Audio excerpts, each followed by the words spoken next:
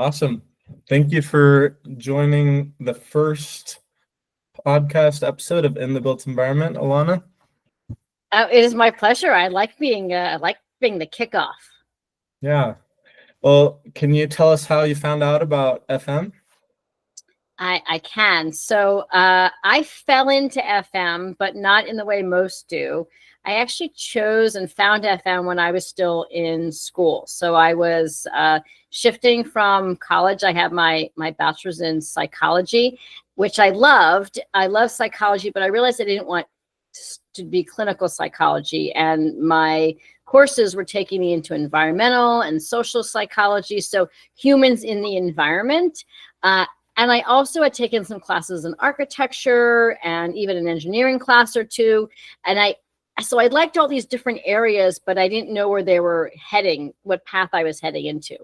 I had a professor who encouraged me to do a summer program in urban design and planning. And so I went there and I loved the program, but the graduate students who were teaching the classes were like, don't go into urban planning, there's no money in it. So I found this program at actually at Cornell University. It was called Design and Environmental Analysis. And I didn't understand what it was, but it was buildings, it was environmental psychology, it was design, it was human resources, it was real estate.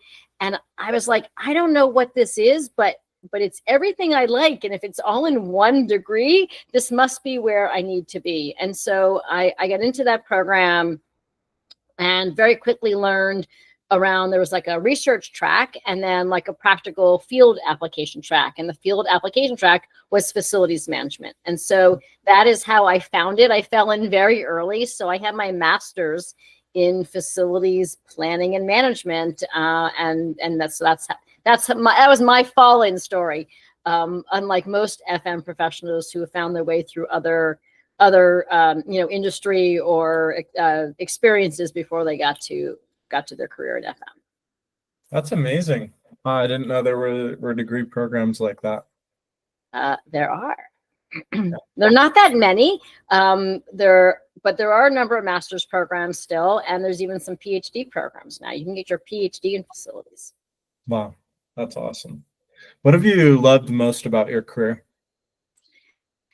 Oh, wow. So I have had the fortune of having a varied career. And I think that most FMs would say, like, no day is the same. And that's what I do love about the work that I do. I have worked I started in healthcare. I went to work in an architecture firm for a number of years. I've had my own consulting practice for more years now that I've done those things. And I'm a professor. I teach facilities management. And I think that means I get to work in lots of different places and spaces. And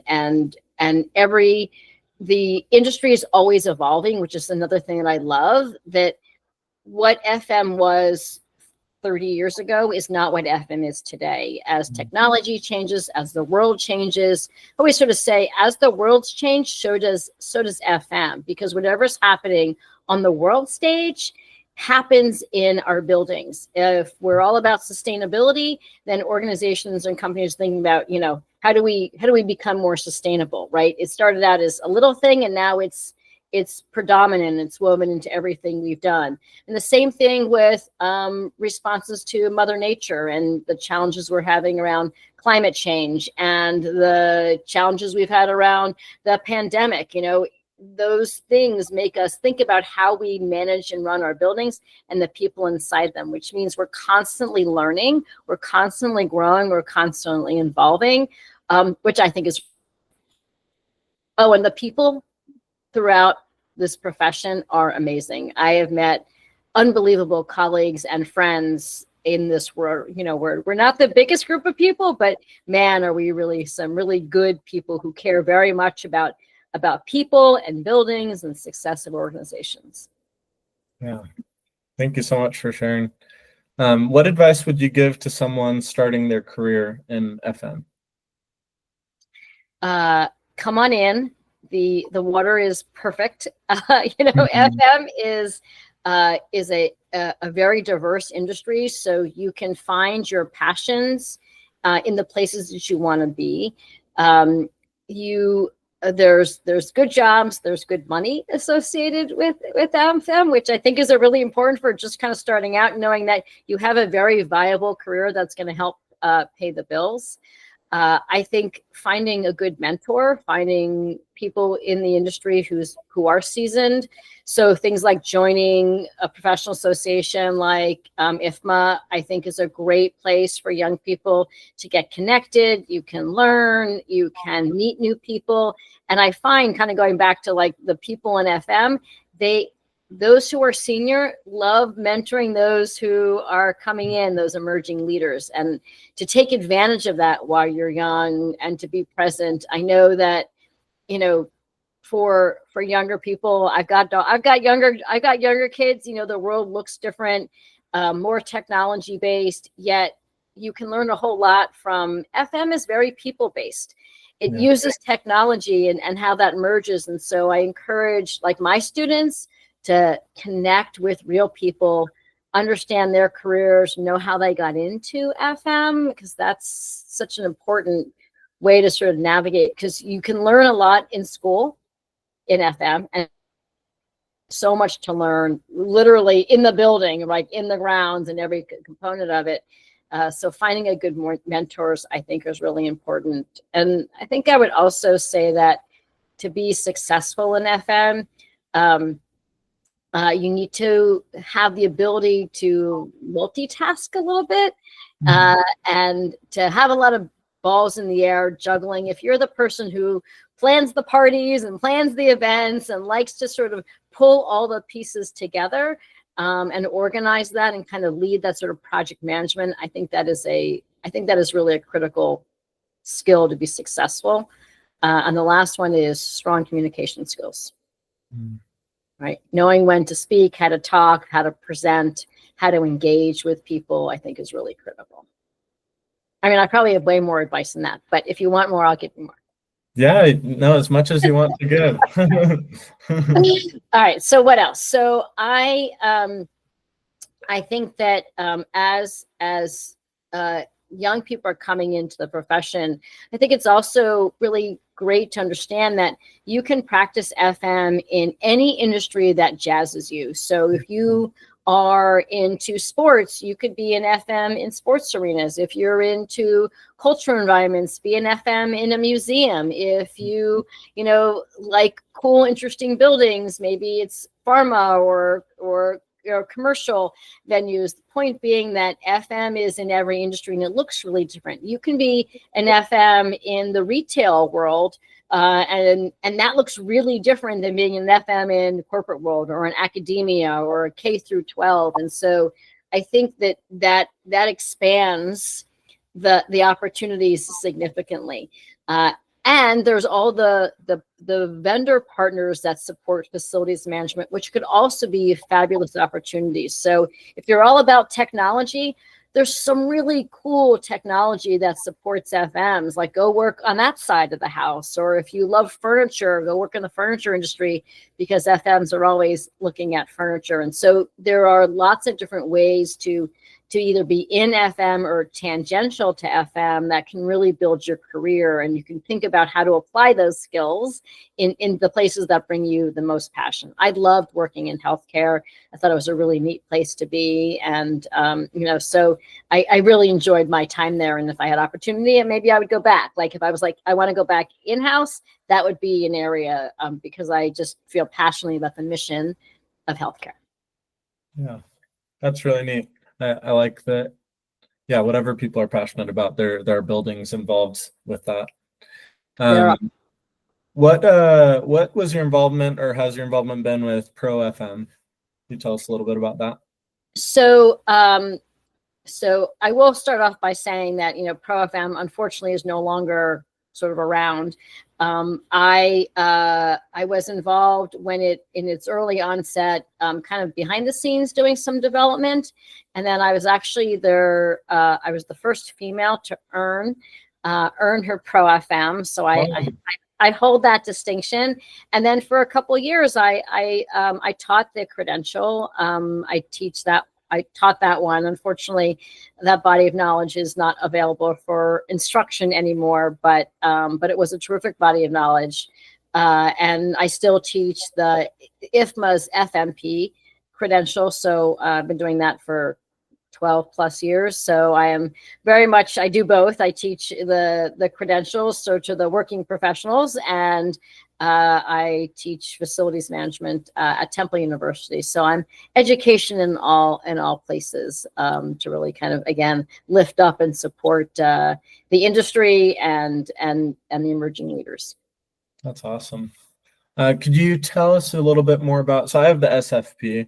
Could you tell us about the FMP, SFP, and CFM that IFMA offers? Sure. So IFMA, the International Facilities Management Association, offers 3 credentials to support the FM professional in their career growth. The FMP is probably kind of the first one, the foundational one that covers 4 of the 11 core competencies that IFMA sort of defines as like this is, if you know these 11 competencies, you are consider yourself an FM. And so the first 4 are leadership and strategy, finance and business, project management, and operations and maintenance. And that makes up the FMP, which is a knowledge-based course that you can take online, or you can have an instructor and go through those modules and earn your FMP, which is a lifetime designation. So it says I'm a facilities management professional and I have earned those skills. So you have earned your SFP, which is amazing. So that's the sustainability facilities professional, which is a significant amount of coursework, as you know, that talks all about sustainability. And it is also, by the way, an area that for, I think, emerging FMs coming into the field is like what you've done is a great credential to obtain, because it's a real differentiator because of that knowledge base that you have. So then that's a 5th of the 11 core competencies.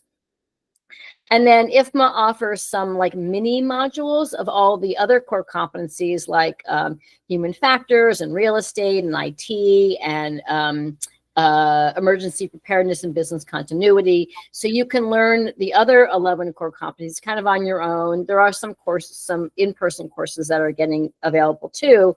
And when you're ready and you've got a little bit of experience under your belt, you can apply to take and earn your CFM, the Certified Facilities Manager, which is a experientially based test, meaning that's like you and the computer for 4 hours and like 180 questions to show that your knowledge and competency in all those 11 areas. You apply for that, and they look at your background and your knowledge. They want you to come. You typically take it once you've got a little bit of seasoning under your belt. And once you do that, then like you can sit for the exam and earn that. And then that's a credential that you have to kind of renew every 3 years and, get used, to build your knowledge base that way. Awesome. Thank you. And could you tell us a little bit about teaching FM at Temple University? And it looked like maybe you had taught at other places too. Yeah, so I have been, so Temple started a facilities management bachelor's program. I think we're on 12 years. I think 2011 was when we first opened the doors. So we're part of the architecture program at Temple University. And as the architecture training changed, they were able to add in a bachelor's program. So students come in as architects, and then they either, if they decide not to pursue architecture, they can get their bachelor's in facilities management instead. I helped develop the curriculum based on my own experiences as a student in facilities management. And it's been a robust program. We have about 180 grads from the program now, and continuing to grow. So a small program, but a mighty one. Yeah. Students get great jobs. I teach the seniors, so I teach sort of a data research methods class, and then I teach their final capstone class where they get to work with industry on kind of a real. I say it's an academic problem using real world data, and where they get to work with FMs in the industry in the Philadelphia area. And it's just, I love it. I love working with the students in that way. Before I was at Temple, I worked at Moore College of Art and Design in Philadelphia. I taught in their interior design program. I taught programming, and I also did their capstone there. And I've also taught at Villanova University, but I was teaching the FMP credential, so which now I just do on my own, or I do for other organizations or companies.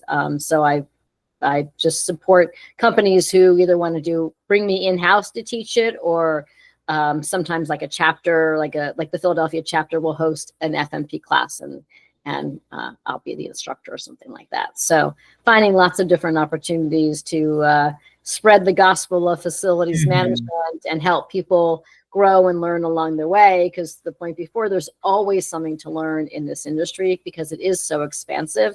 There's so much to learn and know. Yeah, that's something that's been really encouraging to me. Like, I don't want to get bored. I'm a curious person, so I love learning, and it seems like a wonderful industry for that. Are there any other things that you'd like to share? Any final thoughts? Well, I mean, I certainly would offer to any of your listeners and watchers, if they're interested in FM and they want to know more, happy to be that resource and connecting component for them. And to your point about being curious, to me, that's the key to success in any industry, but certainly in FM, because there's always something new and interesting as we look around our buildings and we look up and we look down. Our buildings are always changing. They're always shifting. The people in our buildings are always changing and shifting. So being curious and asking questions is, I think, a true key to being successful in the industry, and knowing that tomorrow is different than today. Yeah. Well, thank you so much. It's been a real pleasure having you on the podcast, Alana. Thank you so much for joining. Well, thanks, Jacob. My pleasure.